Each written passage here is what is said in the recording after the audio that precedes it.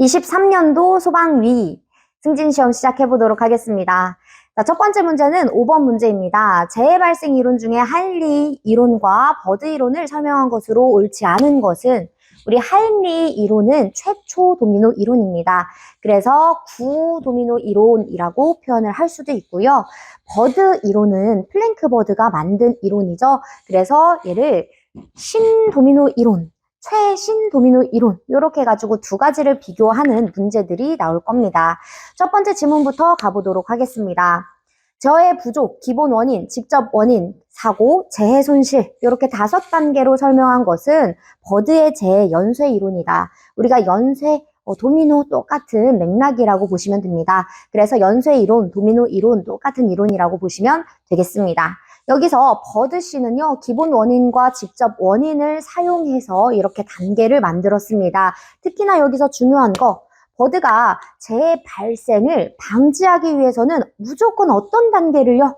그쵸? 기본 원인을 제외해야 된다라고 주장을 했습니다. 우리 기본 원인이라고 하는 거 바로 2번 동그라미에 나와 있기 때문에 같이 연달아서 확인해 보도록 하겠습니다. 버드 이론 중 기계 설비의 결함, 작업 체제 등은 기본 원인에 해당한다. 우리 기본 원인은 포엠이라고 했었고요. 여기에서 나온 기계 설비의 결함은 머신, 그리고 작업 체제, 미디어구나. 그럼 나머지 두 가지는요? 그리고 매니지먼트 해서 인간적인 결함과 매니지먼트 관리적인 결함 이렇게 해서 4가지의 기본 원인들을 확인을 해봤습니다. 버드는 이 포엠이 제거되어야지만 재해 발생 비율을 줄일 수 있다라고 표현을 했었습니다. 자, 그 다음 세 번째 1대 29대 300의 법칙으로 재해 구성 비율을 설명한 이론은 하인리 이론이다. 우리 재해 발생 비율을 가지고 수치화했었는데 1대 29대 300은 하인리가, 그리고 이 버드는요 재해 발생 비율을 어떻게 설명했다고요? 1대, 10대, 30대 600으로 주장을 했습니다. 그래서 다르구나 요거 하나 체크해 주시면 되겠습니다. 자, 마지막 하인리 이론에서는 기본 원인만 제거하면 재해는 일어나지 않는다고 하였다. 일단 하인리에 대한 도미노 이론을 여러분들이 다시 한번 생각을 해주셔야 되는데 하인리도 마찬가지로 5단계로 나눠가지고 주장을 했습니다. 첫 번째, 선천적인 결함.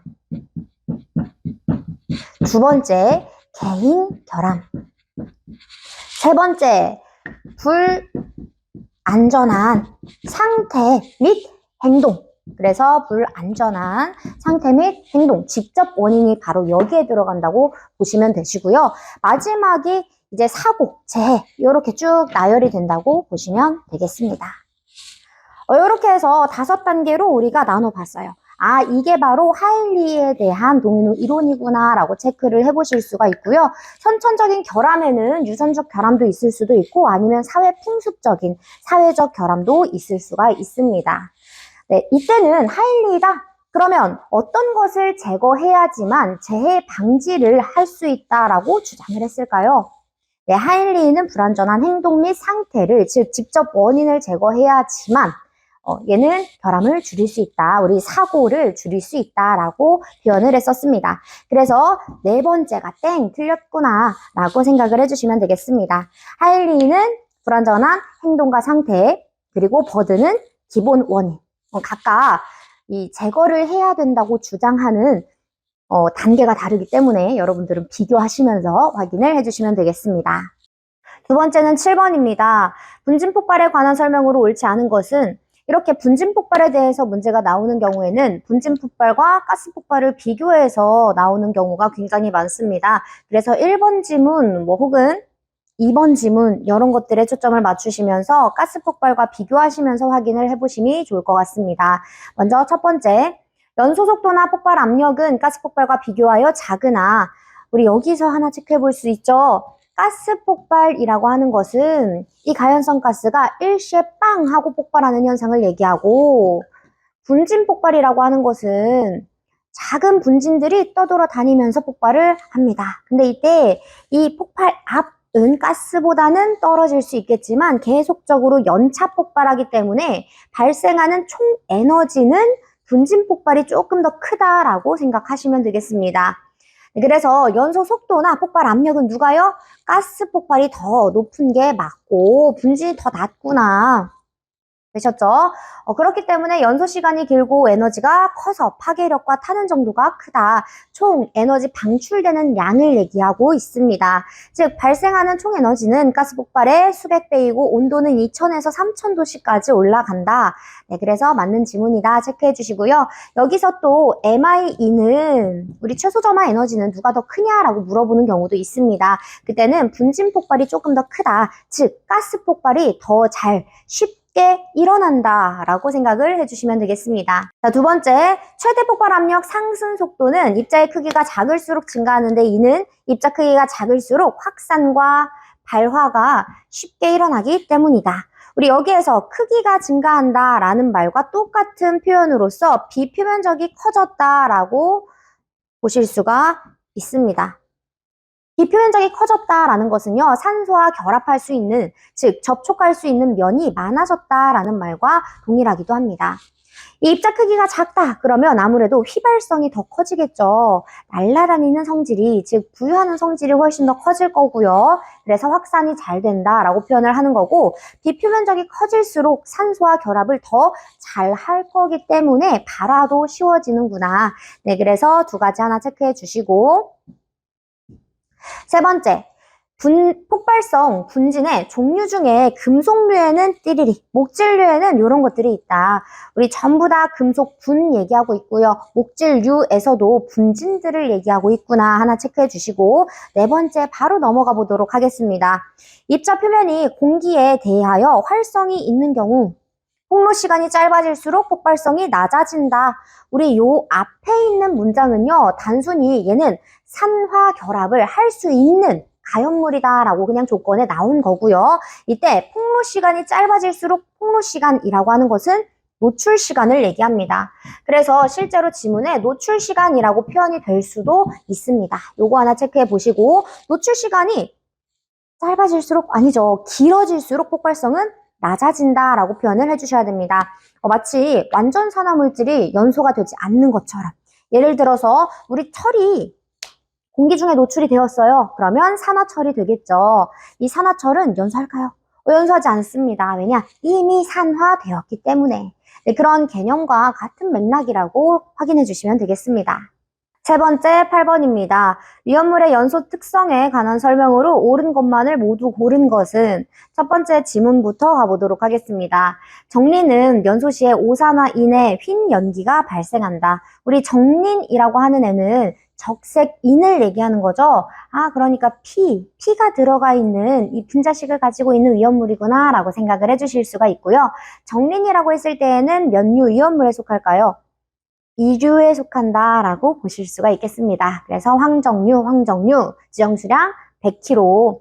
네, 이러한 정린이 연소시라고 했으니까 우리 O2, 산소와 결합했을 때를 연상하시면 되시고요. 우리 P하고 O하고 결합되어 있는 친구 P2O5, 오산화인이 발생되는구나 라고 체크해 주시면 되겠습니다. 두 번째, 유황은 황정류 2류 위험물이구나 라고 보시면 되시고, 황을 얘기하고 있습니다. 유황은 연소 시에 푸른 불꽃을 내면서 이산화황이 발생한다. 네, 그 다음 세 번째, 인화아연은 연소 시에 가연성, 맹독성의 포스핀 가스를 발생한다. 이 부분에서 살짝 의아하신 분들도 많이 계실 거라고 생각합니다. 우리 무조건 인 들어갔다? 인 들어갔을 때 물 닿으면 pH3, 포스핀 발생한다 라고 했었잖아요. 그래서 인화아연은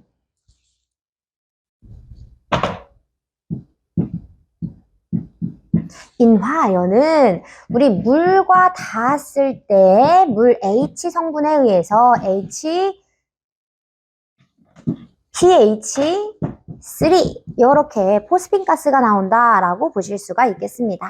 물론 다른 생성물들도 추가적으로 나오겠지만 대표적으로 인성분이 같이 들어갔다? 그러면 물과 닿았을 때 pH3가 나온다 라고 보시면 되겠습니다. 네, 그래서 얘는 얘는 연소시였기 때문에요. O2가 바로 들어가게 됩니다.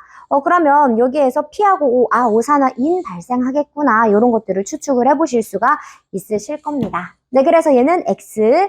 그 다음 네 번째, 라번은 디에틸 알루미늄 클로라이드라고 나와 있는데 사실은 여기까지 안 보셔도 되겠지만 클로라이드라고 하는 것은 Cl 성분이라고 보시면 됩니다. 그래서 염화, 염소가 같이 들어가 있다 그럼 클로라이드구나 라고 생각을 해주시면 되시고요. 우리 에탄이 두 개 있어요. 그래서 C2H6 해야 되는데 옆에 뭐가 있어요? 알루미늄 있으니까요. 우리 5만 넘겨주고 여기에서 D 두 배, 그리고 알루미늄이랑 Cl 같이 해가지고 만들어주시면 얘가 디에틸 알루미늄 클로라이드구나 라고 보실 수가 있는 겁니다. 여기서 O2를 같이 결합했다? 그러면 이산화질소가 나오는지 확인을 해주셔야 됩니다. 여기에 N 성분 있나요? 없죠. 아, 그럼 땡 틀렸구나. 그래서 여기 또 X 처리해 주시면 정답 기억과 니은, 가번, 나번. 정답 1번 체크를 해보실 수가 있겠습니다. 그래서 위험물은 여기에서 마무리 지으시고 그리고 넘어가셨으면 좋겠습니다. 네 번째 17번 가보도록 하겠습니다. 소방청장은 국외에서 재형 대난 등이 발생한 경우 재외국민의 보호 또는 재난 발생국에 국민에 대한 인도주의적 구조 활동을 위하여 국제구조대를 편성하여 운영할 수 있다. 이러한 국제구조대의 편성과 운영에 관한 내용으로 옳지 않은 것은 자, 첫 번째부터 가보도록 하겠습니다. 우리 구조대, 구급대, 그리고 지금 보시는 바와 같이 국제구조대는 누가 편성 운영한다고요? 청장이 편성 운영한다. 요거 꼭 기억해 주시고요. 자, 첫 번째는 소방청장은 외교부 장관과 협의를 거쳐서 국제구조대를 재난 발생국에 파견할 수 있다. 재난이 발생한 나라에 파견할 수 있다. 누가요? 청장이. 그래서 외교부 장관과 같이 기억해 주시면 되겠습니다. 두 번째, 중앙소방학교장은 국제구조대를 국외에 파견한 것을 대비하여 이 구조대원에 대한 교육 훈련 등을 실시할 수 있다.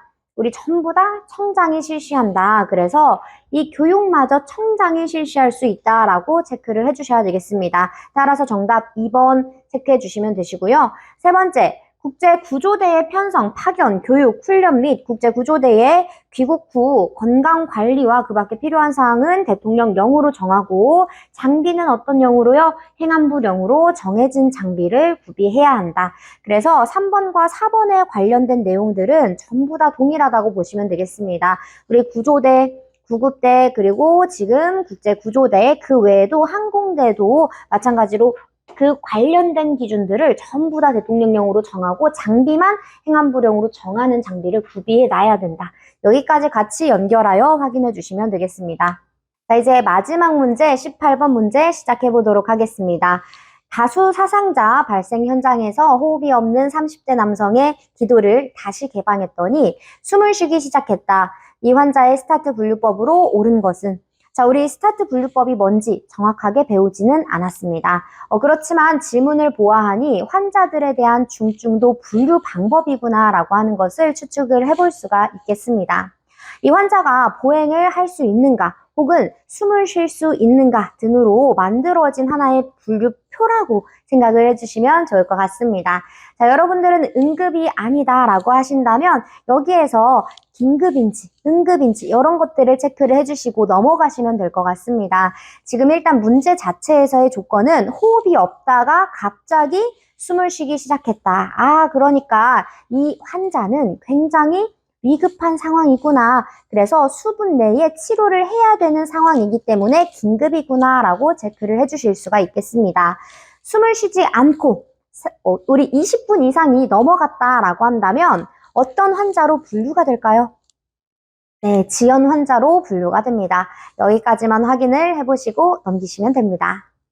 네, 여기까지 해서 23년도 소방위 승진시험까지 모두 마무리가 되었습니다. 다음번에는 23년도 간부시험에 대하여 확인을 해보도록 할 겁니다. 그 외에도 여러분들이 조금 어렵거나 헷갈리는 부분들이 있으면 관련 이론들과 문제들을 토대로 다시 한번 영상 만들어서 보여드리도록 하겠습니다. 고생 많이 하셨습니다.